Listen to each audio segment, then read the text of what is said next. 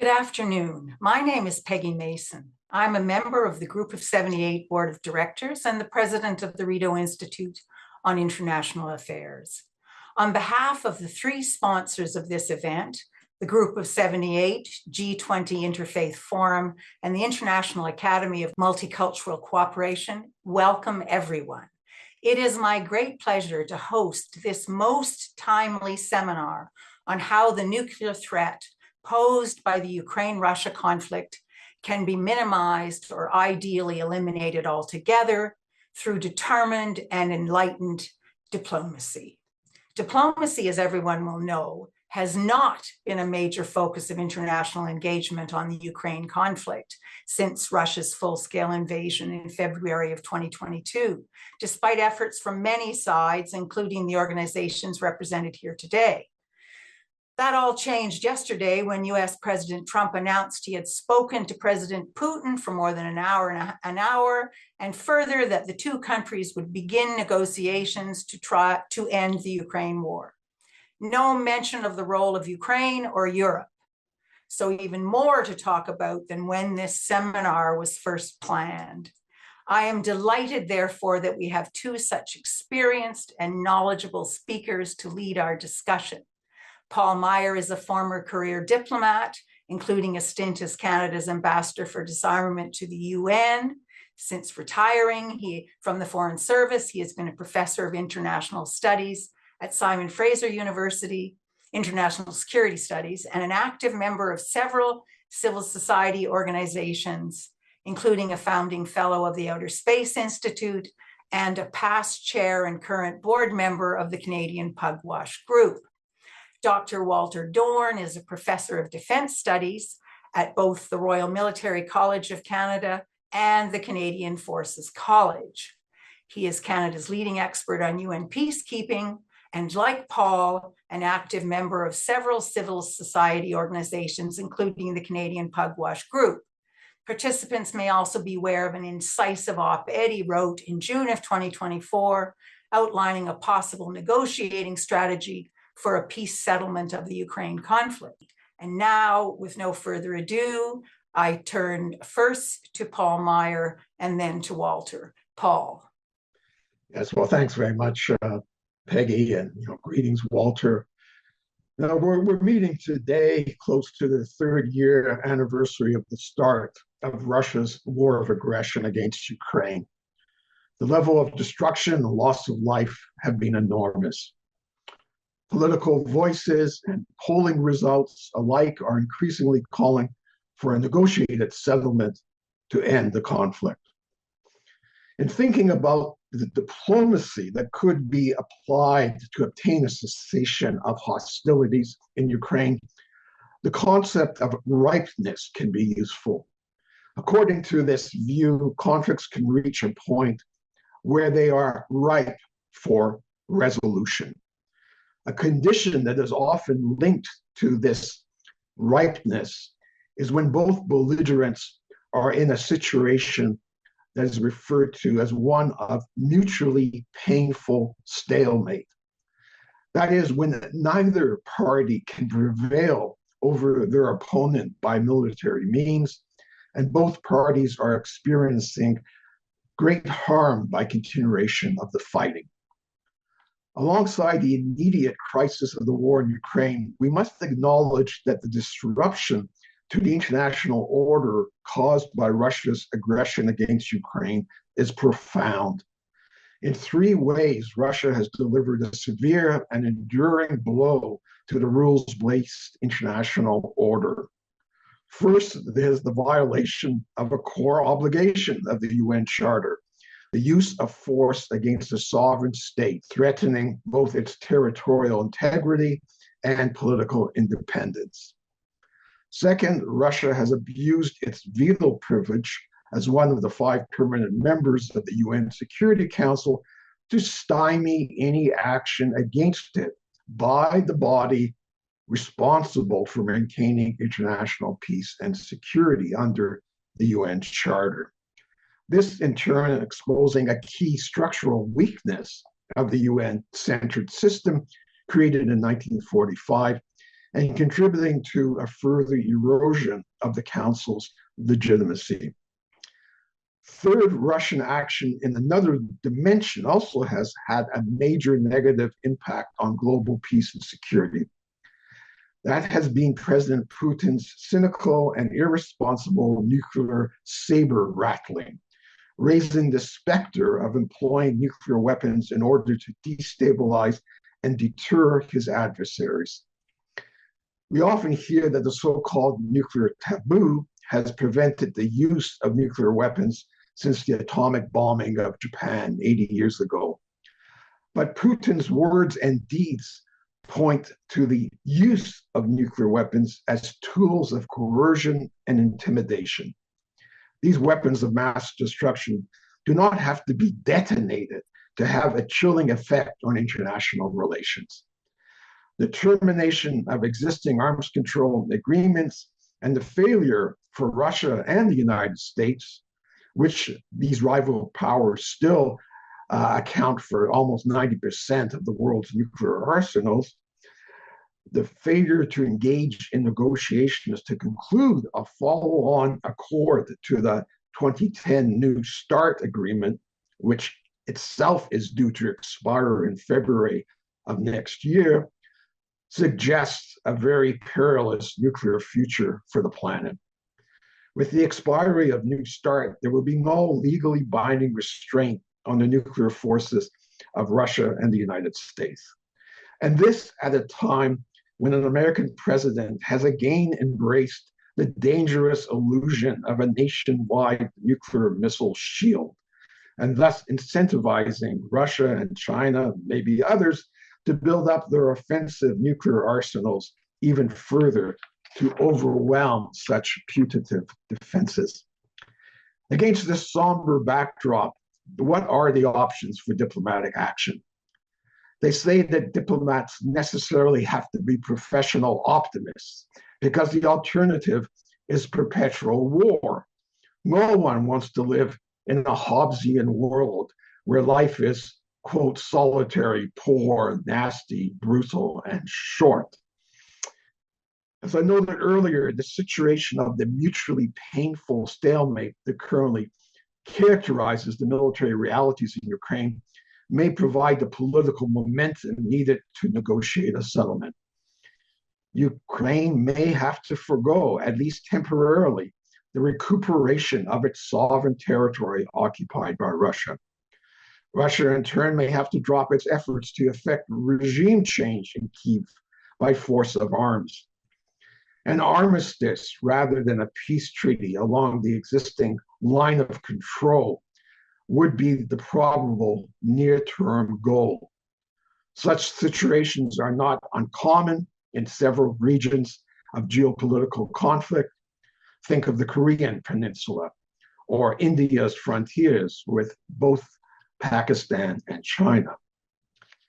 The involvement of third parties is likely to be a feature of an eventual settlement for Ukraine, most prominently in the provision of security guarantees for Ukraine, backed up with a tangible military presence on the ground sufficient to deter any resumption by Russia of its invasion. This will be a tall order for Ukraine's partners in the current circumstances. President Zelensky has mused about the need for 200,000 troops, but even more restrained estimates by experts figure in the 50 to 100,000 range, which could well prove unfeasible for Ukraine's European and North American friends, especially given the huge question mark hanging over what role, if any, the US would play. As of yesterday, the pernicious nature of that role has become more apparent. As one Canadian analyst, Wesley Work, has just commented today, quote, a sellout of historic proportions is in the offing, end of citation. With Putin remaining in charge in the Kremlin and his bromance with Donald Trump intensifying, Ukraine and its partners will need to be wary of any eventual settlement terms that do not provide for prompt and effective enforcement in the case of violations. Although the situation on the battlefield may make this a propitious time to launch a diplomatic initiative, there remains the question of who will launch it and assume the weighty if critical role of mediator. Although both parties had engaged in direct negotiations early in the conflict, nearly 3 years of cruel fighting and widespread abuses of international humanitarian and human rights law probably preclude direct talks. Ukraine and its supporters cannot afford to be excluded from the negotiating table. A period of so-called proximity talks may be the most practical at this stage, with perhaps the UN Secretary General or representative assuming that mediating role. The ICRC could also perform this function. Another variant would involve a prominent political leader from a state enjoying good ties with both belligerents, Turkey or India, perhaps. Whomever the mediator will be, it will be necessary to get the effort underway shortly in order that the belligerents can have a viable process to turn to instead of grinding on with the current fighting. Only with a ceasefire in Ukraine will we be able to start mending the rip in the international fabric created by this cruel and senseless war. Thank you. A lot there to chew on. I'm going to turn immediately now to Walter. Well, Paul, with your very distinguished history in careers in foreign ministry and on disarmament, I usually like to start off conversations about the nuclear threat with some quantitative analysis of the nuclear threat using data. In 1961, the Novaya Zemlya test committed by the Soviet Union, it had an explosive yield of 50 megatons of TNT. And that might just be a number, but consider this: the entire explosive yield of all the weapons used in World War II, including in Hiroshima and Nagasaki, was less than 5 megatons. So in one nuclear test held in the atmosphere, for which we still have the radioactive particles still in the atmosphere, there was a 10 times more explosive factor than in all of the World War II. So that's just gives you a sense of what the power of nuclear weapons. And since we're talking about threat, the threat is like risk. It's you can put this in an equation. It's probability times impact. And we know that the impact is huge, so that's going to weigh in heavily on the risk.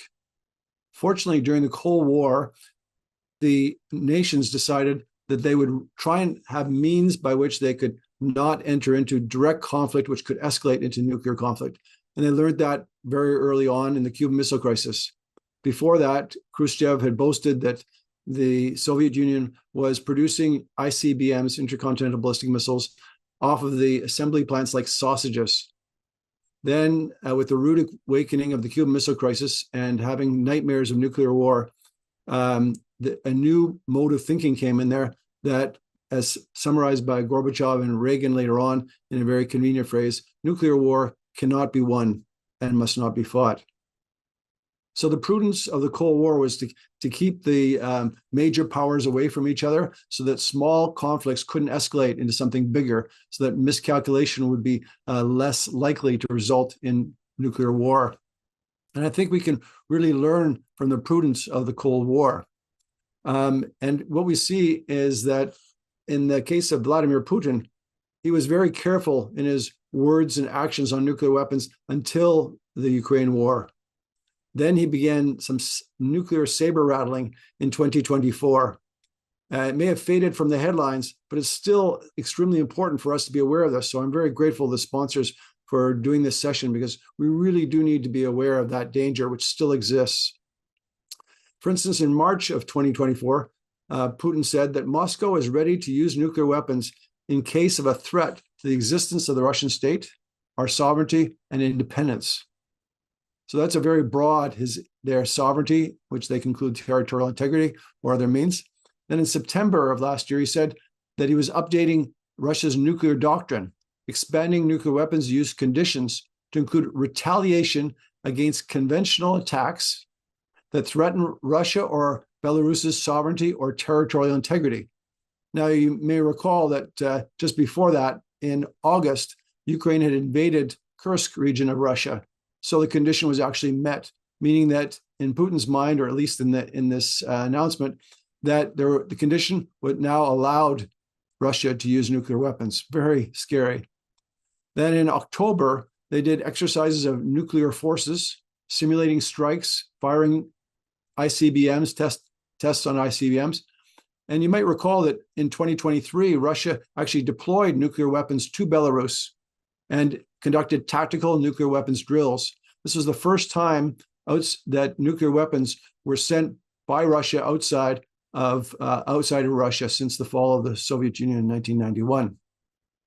And then in November of last year, Putin formally lowered the threshold for nuclear weapons use even further, allowing potential nuclear response even to a conventional attack on Russia by any nation supported by nuclear power. So that would be the Ukraine attack on Russia would qualify for that, having been supported by the US, France, and Great Britain. Now, Putin was almost certainly bluffing, but at the same time, when you're dealing with someone who's like Putin, an autocrat who uses power and disregards human security, you have to take these warnings and these indicators with great heed. You shouldn't back down because of it, but at the same time, you got to make sure that you don't do something that would incite or put the Russian government into a corner so that it cannot respond with other means. Now, there's actual real potential for nuclear weapons use, not just because of deliberate action decision by Putin, but also because of miscalculation or accidental use. In these hot times, there can be very great amounts of tension that cause parties at different levels in the hierarchy to make mistakes. And these weapons are on the ready. We've seen that in the exercise.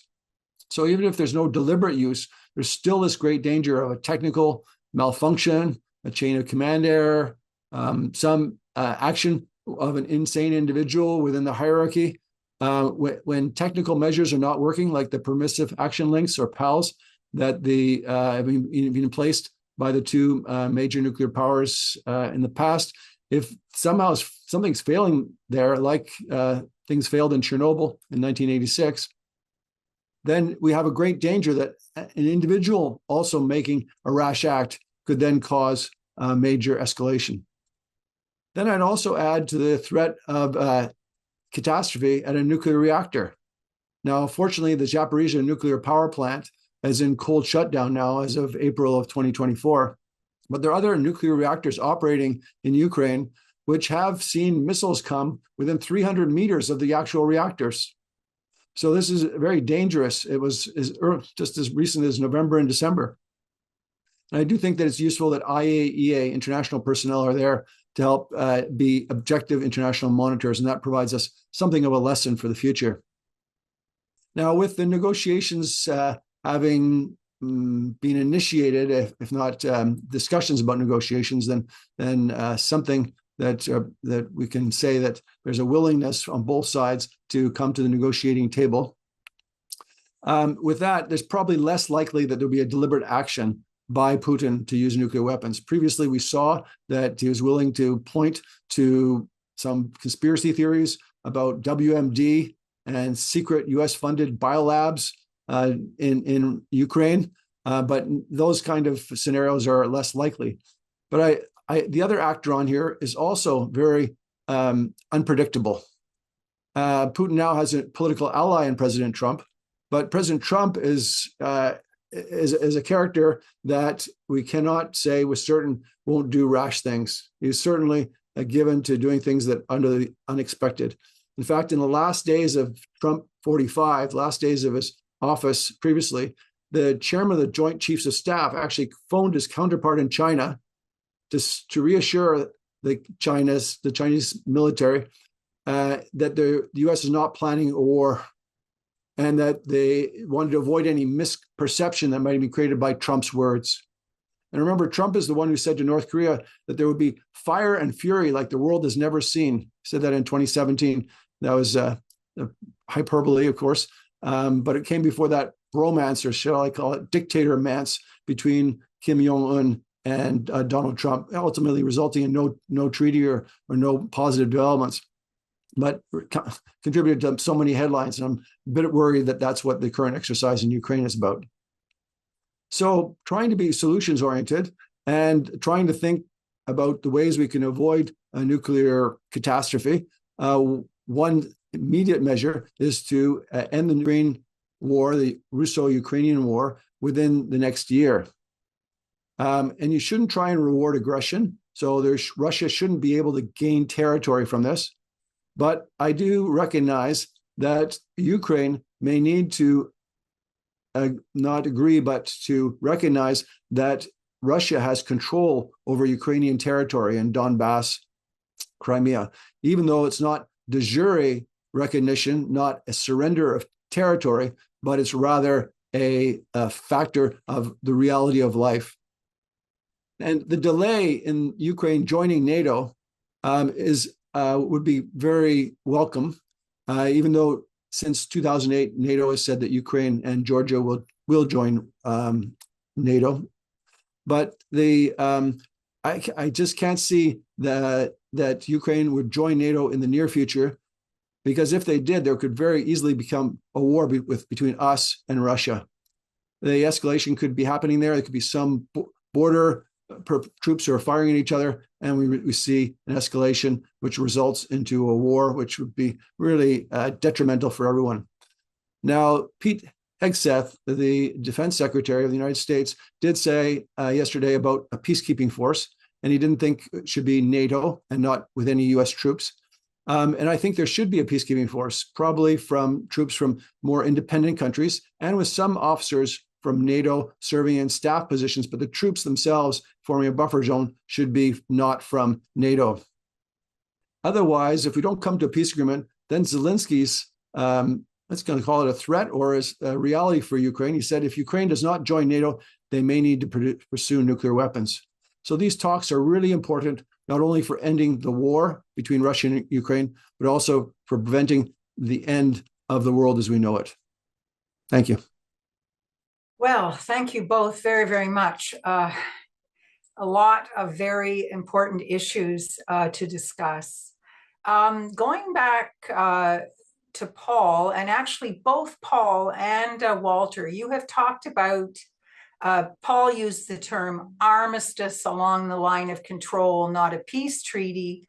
And Walter, you, as you did in your New York Times op-ed, talked about Ukraine, a peace deal where Ukraine recognizes de facto Russian control over the territory that it occupies now, without, ceding legal jurisdiction, without ceding sovereignty.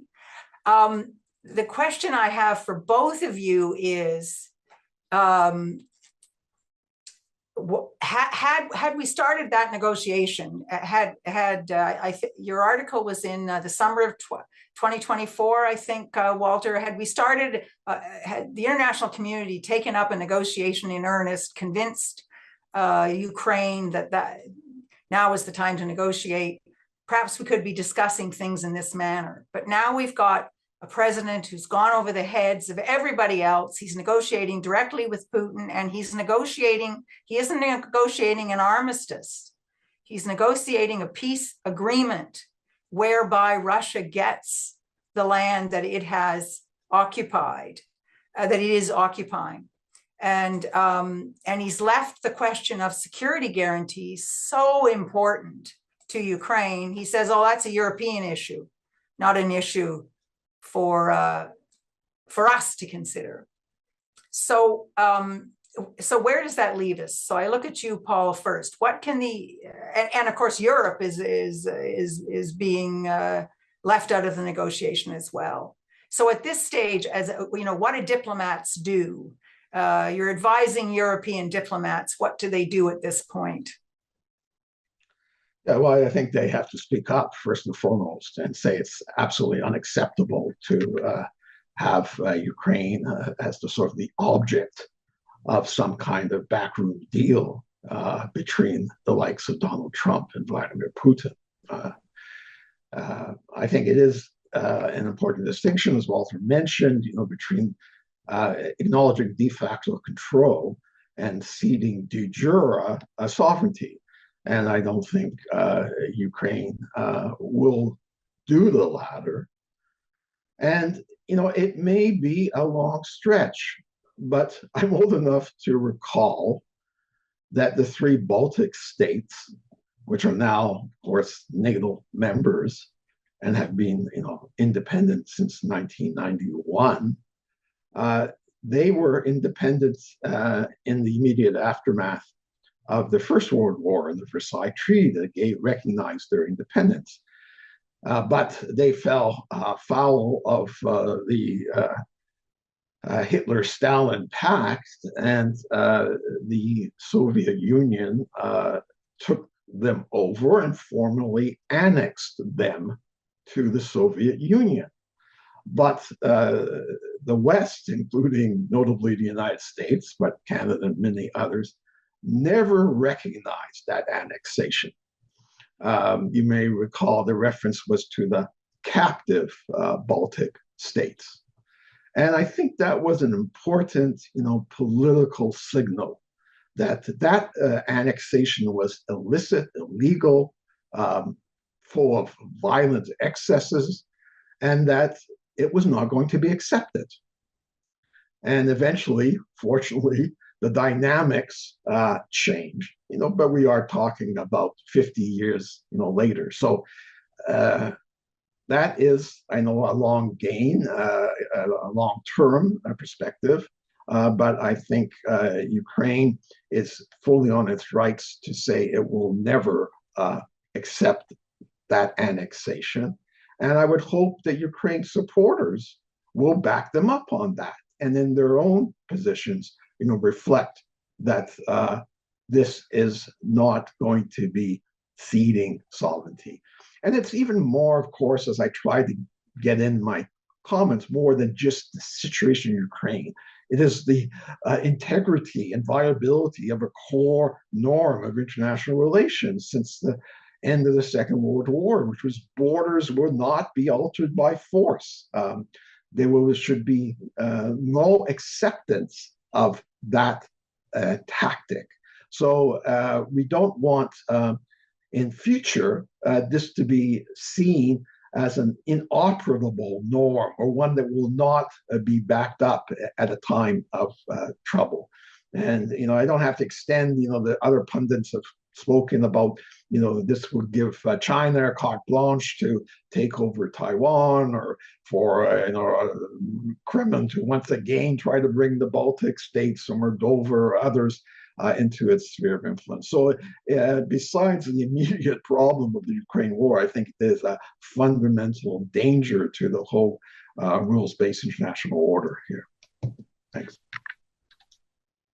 Thank you very much for that. Before turning to Paul, I'm going to push a little bit because I think in your introduction you talked about a stalemate, and I think with great respect, the weight of opinion assessing the military situation is that it isn't a stalemate. That Russia is slowly, taking more territory. And so the real damage, I would argue the real damage to the international order is if Russia succeeds in winning the war. A negotiated settlement, a freely negotiated settlement, is not a breach of the of that cardinal rule of taking territory by force, even if that's what started the process. But I guess what I want to get at, and I'll turn to you, Walter, what I want to get at is the other problem with a frozen conflict is the real hope for Ukraine is EU membership. And a frozen conflict, unsettled borders, will make it extraordinarily difficult for Ukraine to become a member of the EU. So that gives Ukraine a real incentive to try and negotiate a settlement, a real settlement. And and there are, there are some bargaining chips. A big bargaining chip is sanctions relief, and the European Union can play a big role there. So I just wonder if you have some comments on that. Yes, Peggy, EU will be a major player, and I think we should say there should be no Ukraine deals without Ukraine, and that the EU should have a seat at the table, that they should be part of the process and probably signatories to the eventual agreement. The EU has a huge interest in the stability of Ukraine, and it wants Ukraine to be a member. And so it has an action plan for that to occur. And I think it would be good for Ukraine and the stability of the world if Ukraine actually became a member of the EU. I think that unstable borders might be unsettling, but it's still possible to join the EU with unstable borders. It's not possible to join NATO with unsettled borders, because in that case, it could very easily result in a much wider war. But it could do the economic links and the reconstruction, although difficult, but still it could, the non-occupied area of Ukraine could be experience a strong component of reconstruction under the EU. And I think it's important that Ukraine be strong on the battlefield, that Russia's current slight momentum does not give Russia a advantage on the negotiating table. So I'd like to see Ukraine strong on the battlefield so it can be stronger at the negotiating table. And what I do see, to answer the last part of your question, is that there will be ceasefires in the near future, probably this year, and that they may start and stop. They come in fits and starts, and then both sides will accuse each other of violating the ceasefire. But that's would be important. You're starting to test the dependability and reliability of the other side. And out of the ceasefire, we could get something more like a signed armistice. There could be a buffer zone established, a peacekeeping force. But there's also a necessity for something greater than that, and that's a peace agreement. And Russia and Ukraine will need to be neighbors for centuries to come. And they've got to realize that they've got to come up with an agreement that can keep themselves at peace. And I think it's much better for Ukraine to be in a peace agreement, even if it's unstable, and even though there might be breakout from Putin, that peace agreement would allow Ukraine to rebuild, including its military. So it may be that part of Ukraine is still occupied, and you might need to wait until a Gorbachev comes or some Russian leader who's willing to give up some of what Russia has claimed through conquest. But I think enlightened self-interest from Russia will realize that in order to reintegrate into Europe and the world, that it needs to abide by those very important principles that Paul has enunciated, that aggression and conquest shall not be rewarded. We are due now, and I thank you both for those fulsome answers. I see now by my calculation that we should be going to the audience questions. I see the first question is from Robin Collins, a member of the board of the Rideau Institute, and he says, in the minds of many, if Eastern Ukraine is granted to Putin, there remains a question as to whether Putin has ambitions beyond Eastern Ukraine, and in particular, Moldova and Georgia. How might security guarantees for Ukraine within a peace deal help or hinder this threat?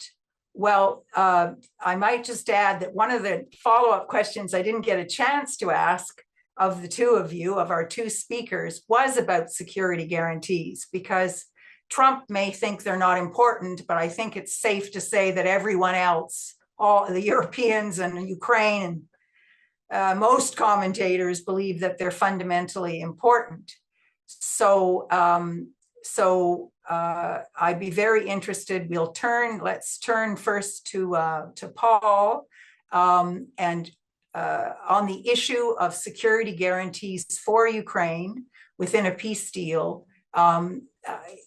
how might they work? We've got this further problem of the fact that they somehow have to work outside the UN Security Council, because of course both US and Russia have vetoes there, and therefore it wouldn't be very good to have a security guarantee that Russia could veto just when you needed it. So it is a question in the past.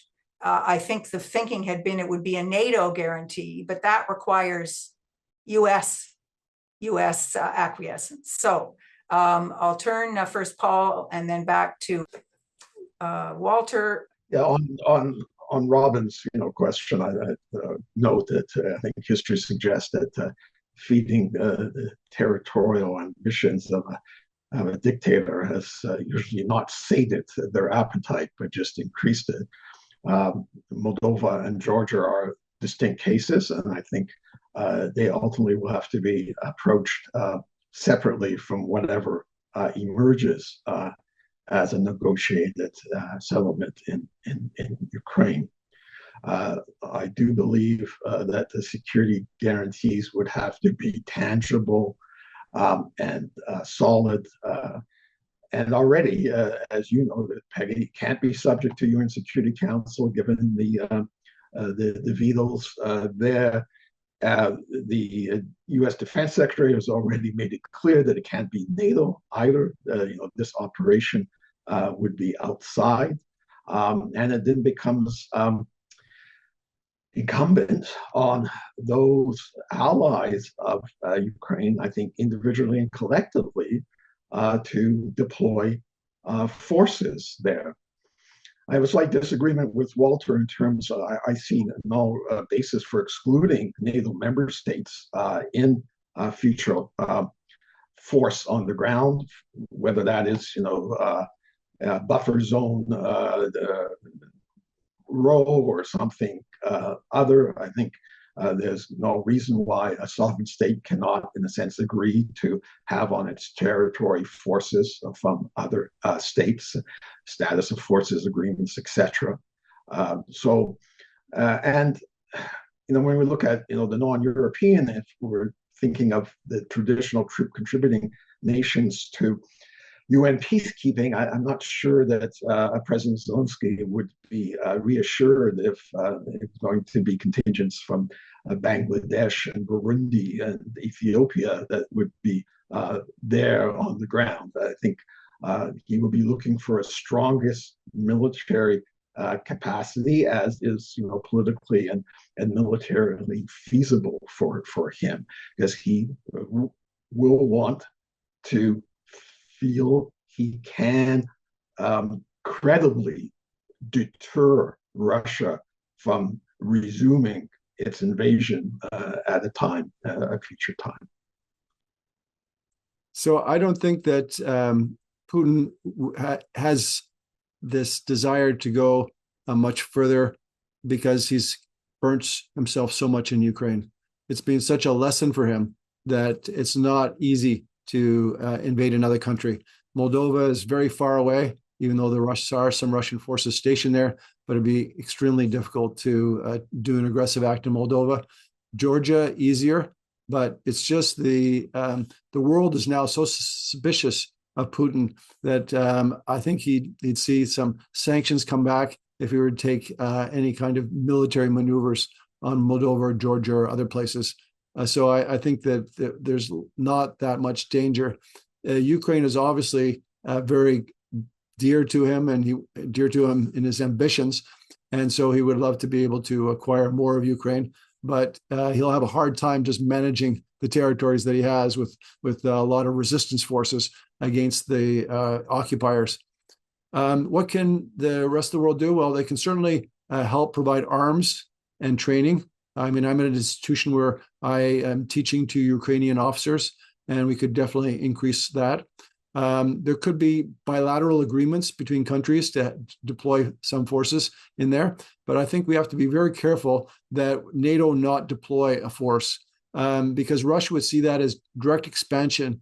And if NATO were involved, it would be like a red flag in front of a bull, and the Russians would just find ways to go across the border in buffer zone and attack NATO forces and express the anger, which could very easily escalate. So it would be extremely dangerous to have NATO as an organization deploy forces there.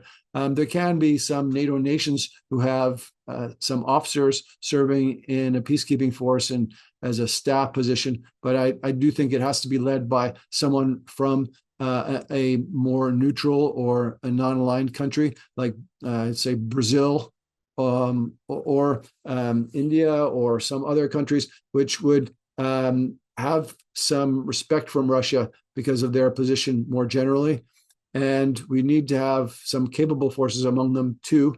But the very presence of a buffer zone would make it more difficult for Russia to stage attacks across into the Ukrainian government territory. Thank you.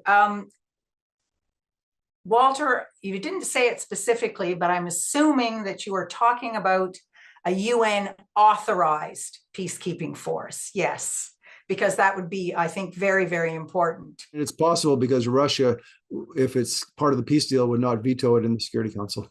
Exactly. But I just want, coming back to the question from Robin and the discussion of security guarantees, I just want to note, I mean, the peacekeeping force to ensure there is implementation of the peace agreement is a separate issue, I would argue, from the security guarantees writ large. I mean, Ukraine has made it very clear that it's no good reaching what might be an agreement that they can agree to, and then have a peacekeeping force that will make sure it's implemented. And then down the road, in 5 years or 10 years, when there aren't any, peacekeeping forces there, then Russia changes its mind and decides it's going to, reinvade. So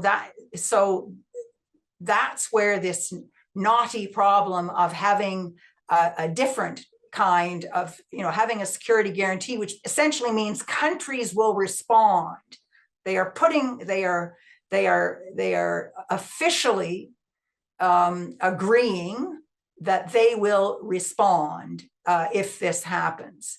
Normally, I mean, one way of doing that, it was the Budapest Memorandum, was it would go to the Security Council for consultation. Well, we know that's not going to work. So if you have any thoughts on, I guess my point is, it may be difficult, but I think it's a very important area to consider what kind of, and again, for Europe in particular, Trump has thrown it in their lap. Okay, Europe, it's your problem, security guarantees. What are you going to do? Any advice, Walter? Yes. So I think there could be European countries involved, some European countries who are not members of NATO, because NATO is the red flag for Russia. So you can select from among European members, and they actually have some armed forces there. I think that the peacekeeping force could be mandated to use force when there's attacks from either side. So it could be a more robust force.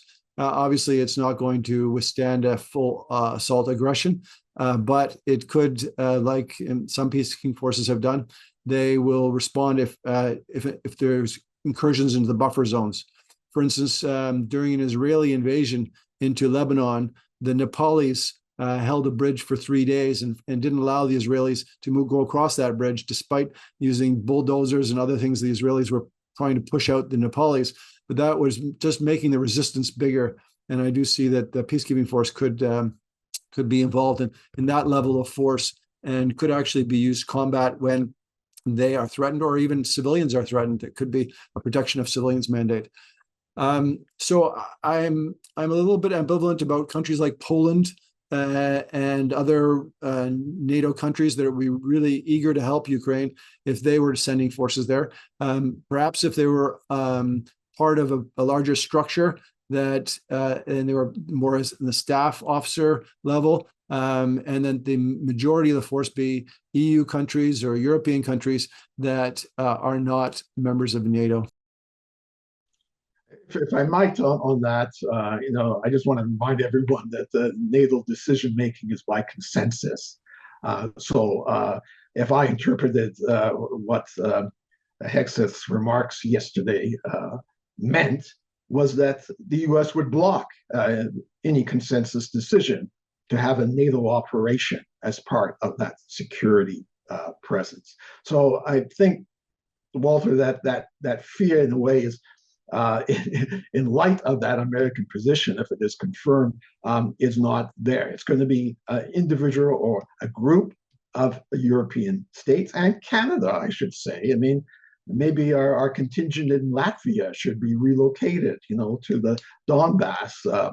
And, this, it's a tricky process of finding that right formula for a military presence. There is on one hand, the security guarantee facet, but the other is sort of the keeping the peace, the peacekeeping role.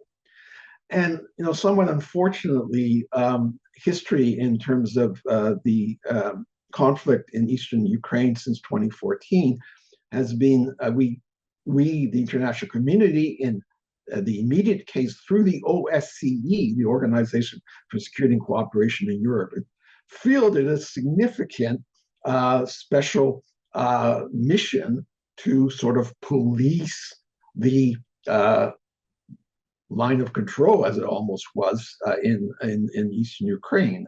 And it did succeed in some ways in reducing the level of hostility.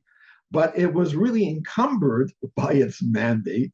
It wasn't, by the way, an insignificant force. There was like 700 personnel that were involved. Unarmed, yes, so they didn't have any kind of mission enforcement role. And what I found frustrating is they produced great, glossy, regular reports on violations, but their mandate prevented them from identifying who was responsible for the violation. So, you got this aggregate figure that there were 2,315 violations in the first quarter of, 2020, but there wasn't, the accountability element. So I think, honestly, we don't want to reproduce that, frankly, rather feckless exercise in supporting whether it's an armistice agreement or cessation of hostilities or peace, whatever adjective you want to apply. I think meaningful and credible enforcement will be a real requirement going forward. And it's going to be a real challenge in the absence of a Security Council sanctioned force or a NATO sanctioned force to provide that to Ukraine.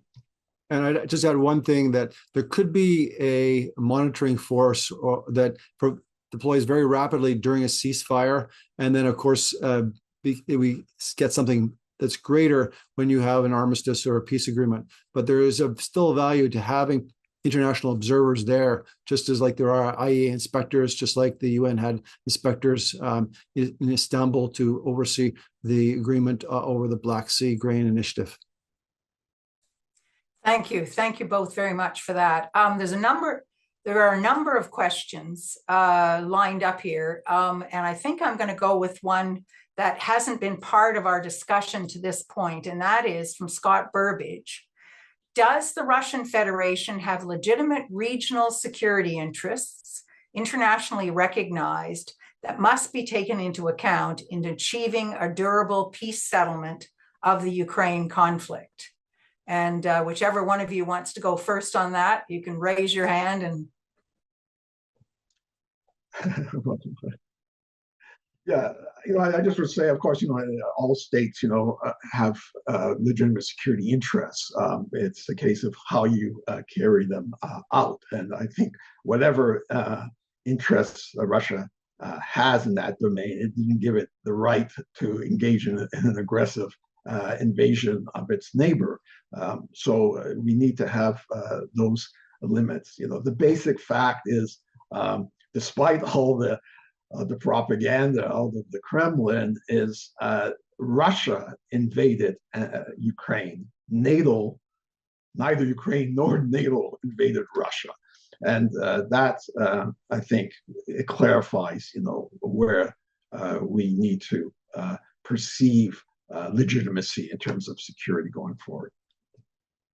And as much as I despise Putin's actions, I do think we need to realize that nations are allowed to define their security interests in their own way. We can't sort of say, oh, we're the West and we're defining your security interest. So we have to be a little bit humble about that. And we have to recognize that there's some small percentage that Russia has a right and a actual is truthfully seeing security threats to itself.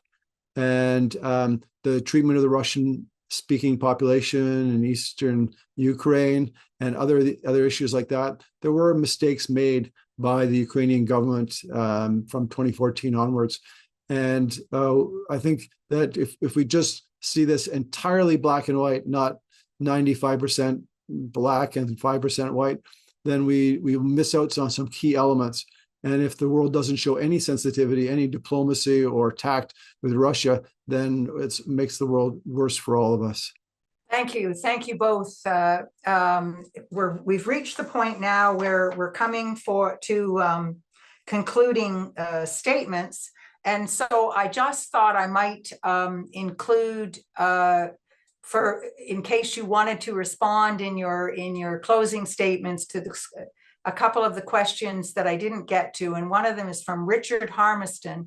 Apart from a peace deal for Ukraine, what measures can the EU, Canada, and others take to de-escalate the new level of nuclear brinkmanship by Russia and potentially by the USA? That's a big question, but I think it's a good one for us to have on our minds. And then another one, if peace occurs, how does Ukraine become rebuilt? And one that I think we've been discussing somewhat anyway, should Ukraine be admitted to NATO? So those are some of the questions I didn't get to, and I look forward to 2 minutes from each of you for your final comments. Paul, if you will, first. Thanks, Peggy.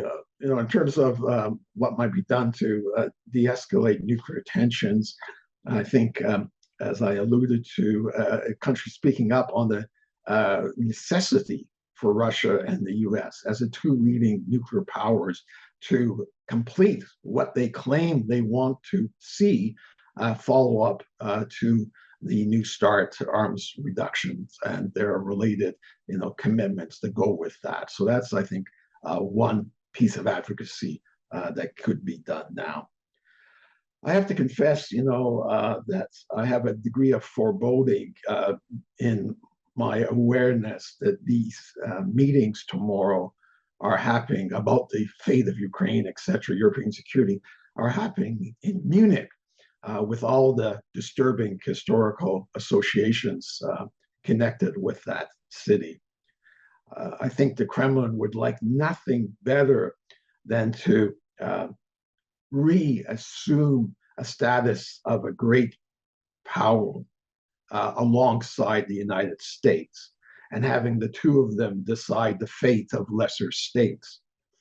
It is suggestive to me of a kind of Yalta summit redux, with Stalin outmaneuvering an enfeebled FDR and a weakened Churchill to lock in the Red Army's gains in Central and Eastern Europe.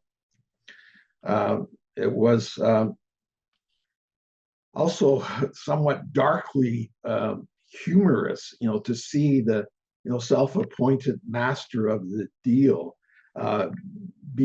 taking the role of chump once again, being manipulated by Putin, as he was in that infamous 2018 summit meeting between the two of them, where Trump engaged in what I only describe as a cringeworthy, subservient performance. So Canada and European allies, and indeed, partners from elsewhere, I think of Japan and Korea, etc., should look to mobilizing pretty deep resources of both a diplomatic and a defense capabilities in order to prevent any further devastating tear in that fabric I spoke of international security and the rules-based order under the UN Charter. And we need to look to creative but determined approaches to preserve that peace. Thanks. Thank you very much, Paul. Walter. Well, thank you. I have very insightful words from Paul. I would show a little bit of tension with what he said. I'm somebody who became politically aware during the Cold War, and was saying that we needed to negotiate with the Soviet Union when many hawks were saying, no, you can't trust anyone, you can't trust Gorbachev, you can't trust the Soviet system, it's all bad, better dead than red. And I think that one of the lessons of the Cold War is, yes, do speak to your enemies. If we are going to call Russia an enemy now, then let's speak to them. Let's have some dialogue. And at this point, it's good to have dialogue at all different levels. I mean, part of the sanctions should be the isolation of Russia, but as they move towards a negotiated settlement, there should be resumed diplomacy. It should all be at scaled level. And also true for economic sanctions, that as Russia's behavior improves, so could there be some sanctions relief. If we see action of less attacks on Ukrainian cities, or they stop attacking the cities, then there should be some ways that you can use the carrots as well as the sticks. One of the big sticks that the Europeans have is the $300 billion, mostly in Brussels banks, that was held, and that interest is now being used to help fund Ukraine. But that $300 billion shouldn't just be given back on day one of the end of the war, or when there's a ceasefire. It should be very strategically given back in accordance with compliance. So these are what we call compliance mechanisms. Ukraine can be rebuilt with a plan like the Marshall Plan that the United States had. Obviously, it'll be the Europeans, quite ironically, Germany, benefited so much from Marshall Plan, who will be leading the plan to rebuild Ukraine. And I think that in this entire approach, it reminds me of the Cold War, that you don't want to be a hawk, you don't want to be a dove, but you want to be an owl. At times, you see that there's necessity to be hawkish, at other times to be dovish, sometimes using the stick, sometimes using the carrot. But be wise in approaching this, and don't see the world just in black and white. Thank you very, very much for those concluding comments. The only thing I would add is, with respect to Richard Harmison's question about Canada, I would hope that Canada would fully engage with our European partners on the diplomatic dimension. There's an opportunity there. There are many pitfalls, as Paul and Walter both outlined, but the opportunity is there to engage, and there are levers. Sanctions relief is a very important element of that. So is a legitimate role for Russia in the European security architecture going forward. Not an illegitimate role, but a legitimate role. Those are very important areas for negotiation, and I certainly hope Canada takes that up. Thank you very much, and thank you to our audience for participating, the excellent questions.